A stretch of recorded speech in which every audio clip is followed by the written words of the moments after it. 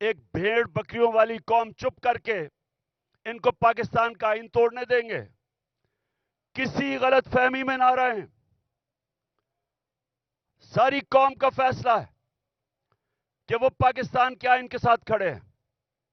اور chief justice کے اوپر جس طرح کا پریشر ڈالا جا رہا ہے، جس طرح اس کے خلاف پروپیگنڈا کر رہا ہے یہ مافیا، جو ججز کے خلاف پروپیگنڈا کر رہا ہے، میں آج یہ مافیا کو بتانا چاہتا ہوں کہ ساری قوم اس ملک کے آئین اور اس ملک کے ججز کے ساتھ کھڑی ہے جو آئین کے ساتھ کھڑے ہیں. اور میں آج اناؤنس کر رہا ہوں کہ انشاءاللہ اگلے ہفتے سے میں جلسے کروں گا، شروع کروں گا ادھر سے، اور 14 مئی تک اٹک تک جلسے کروں گا.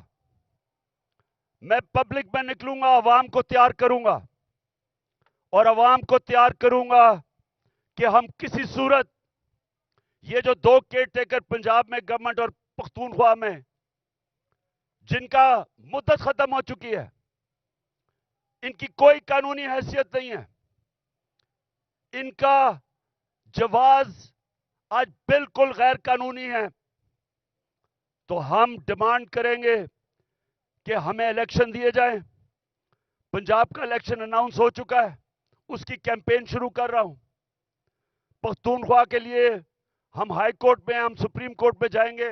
وہاں کے لوگوں کے لیے بھی الیکشن چاہتے ہیں، کیونکہ 70% پاکستان میں عوام کی کوئی نمائندگی نہیں ہے. ہمارا آئین پاکستان کا کہتا ہے کہ اللہ کی حاکمیت کے بعد عوام کے نمائندوں کی حاکمیت ہے. نہ اس وقت پختونخوا میں ہے اور نہ پنجاب میں ہے. اور میں آج ایک اور بات کہنا چاہتا ہوں کہ اگر یہ حکومت چلتی گئی، انہوں نے ملک کا دیوالیہ نکال دیا ہے، ملک کی تاریخ کی سب سے زیادہ مہنگائی کی ہے. آج 3 گنا مہنگائی ہے. جب جنرل باجوہ نے ہماری سازش کے تحت گورنمنٹ گرائی تھی، 1 سال میں 3 گنا مہنگائی ہے پاکستان میں. آج سن لو ذرا سارے پاکستانیوں، آپ کے بینک میں 1 سال پہلے جو 100 روپیہ تھا، آج وہ اس کی صرف خریدار کی قوت 62 روپیہ رہ گئی ہے. اور اگر جس کو کہتے ہیں، جو ہر انسان استعمال کرتا ہے، جس کو سینسٹو پرائس انڈیکس کہتے ہیں، اس میں اگر 100 روپیہ تھا تو آج صرف 52 روپے رہ گئے. یعنی کہ تقریباً آدھا پیسہ ہو گیا آپ کا 1 سال کے اندر، جب سے یہ امپورٹڈ کرپٹ لوگوں کی حکومت آئی ہے، این آر او والی حکومت آئی ہے. تو جب انہوں نے ملک کا دیوالیہ نکال دیا، تاریخی قرضے لے لیے، مہنگائی میں لوگ ڈوب رہے ہیں، فیکٹریاں، انڈسٹری بند ہو رہی ہے، بے روزگاری بڑھ رہی ہے، اور اس کے علاوہ دنیا میں پاکستان ذلیل ہو رہا ہے. جو بلاول بھٹو ہندوستان گیا ہے، جس طرح کا وہاں رویہ ہندوستان کے فارن منسٹر کا تھا، یہ ہم سب کے لیے شرمندگی کا باعث ہے. سوال یہ پوچھتے ہیں کہ ساری دنیا کے چکر لگا رہے ہو بلاول بھٹو، پہلے بتاؤ جانے سے پہلے آپ یہ کسی سے پوچھتے ہیں کہ جب آپ ایک ملک کا پیسہ خرچ کر رہے ہیں، ڈالر خرچ کر رہے ہیں ٹرپس پہ، تو اس کا فائدہ اور نقصان کیا ہوگا؟ کیا فائدہ ہوا آپ کو ہندوستان میں جا کے جس طرح کا اس نے زبان استعمال کی ہے؟ اور میں آج ہندوستان کے فارن منسٹر کو بھی کہنا چاہتا ہوں کہ کیا آپ میں کوئی تہذیب نہیں؟ کیا آپ میں کوئی ایٹیکیٹ نہیں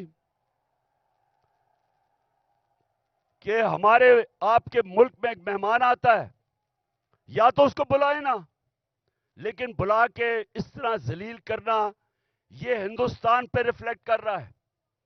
یہ آپ کا جو تکبر ہے، میں نے یہ جو تکبر آپ میں دیکھ رہا ہوں، یہ یاد رکھے کہ اللہ کا قانون ہے کہ جو طاقتور ہے وہ ہمیشہ طاقتور نہیں رہتا، اور جو کمزور ہے وہ کمزور بھی ہر باری نہیں، ہر وقت نہیں رہتا. انشاءاللہ ہمارا ملک اٹھے گا اور قانون کی حکمرانی کے اوپر ہم کھڑا کریں گے، رول آف لا پہ اس قوم کو کھڑا کریں گے اور انشاءاللہ ایک عظیم ملک بنائیں گے. لیکن اس سے پہلے ملک میں الیکشن کی ضرورت ہے. اس ملک میں الیکشن ہو، عوام کے نمائندے اوپر آئیں. یہ جو گھس بیٹھی ہے سازش کے تحت، پیسے چوری کے پیسے سے لوگوں کو خرید کے، اور یہ جو اوپر آ کے بیٹھے ہیں، یہ جب تک ہے ملک نیچے جاتا رہے گا. یہ جو جنرل باجوہ نے تحفہ دیا ملک کو، جو اس ملک کو تباہی، جو جنرل باجوہ نے ملک سے کیا ہے، کوئی دشمن بھی نہیں کر سکتا تھا. کوئی دشمن ایک سال میں پاکستان کو وہ نقصان نہیں پہنچا سکتا تھا جو جنرل باجوہ پہنچا کے گیا.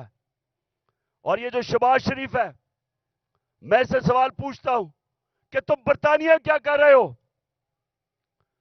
تم جو برطانیہ چلے گئے ہو، آپ کے پاس ٹائم اتنا زیادہ ہے؟ کیا آپ کو پتا نہیں کہ یہاں 2 دن پہلے 6 ہمارے فوجی شہید ہوئے، 7 پارا چنار میں ٹیچر کو انہوں نے گولیاں ماری. مہنگائی تاریخی ہے. ان حالات کے اندر تم کیسے ملک چھوڑ کے وہاں چلے گئے؟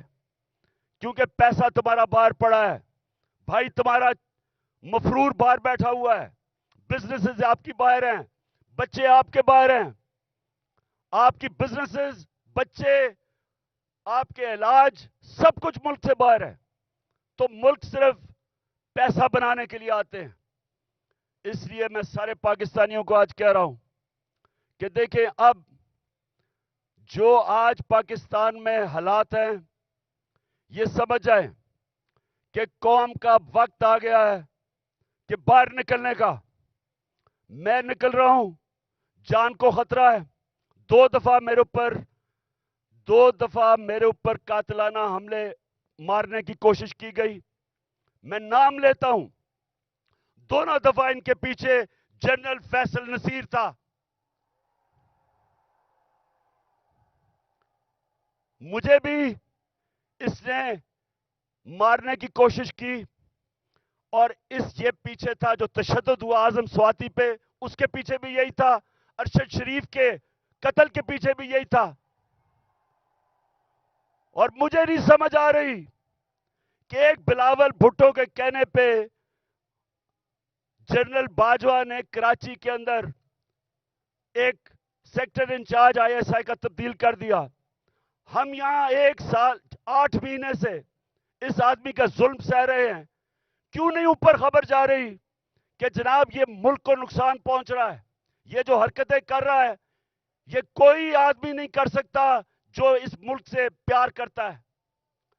ہمیں ایسے کیا جا رہا ہے جس طرح ہم کوئی دشمن ہے. تو میں آج کہہ رہا ہوں کہ یہ آگے کچھ ہوا، میں نکلنے لگا ہوں. میں جلسے کروں گا اگلے ہفتے سے 14 مئی تک، میں جلسے کروں گا.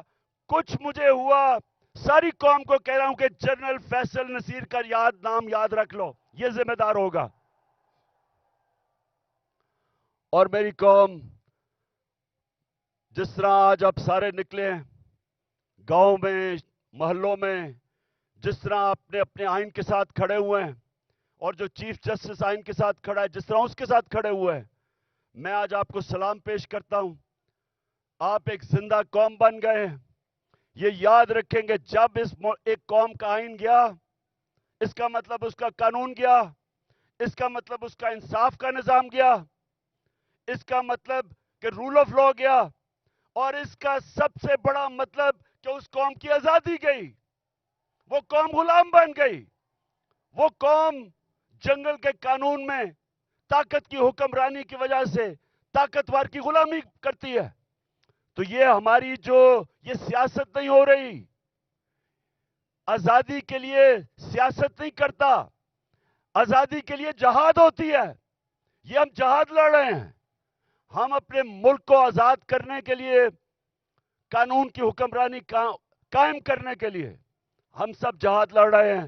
اور آپ نے اب میرے ساتھ چل رہے ہیں. میں اب نکلنے لگا ہوں, اور انشاءاللہ ہم تب تک سانس نہیں لیں گے جب تک الیکشن کروا کے اس ملک کو ہم آزاد نہیں کرتے. پاکستان زندہ باد.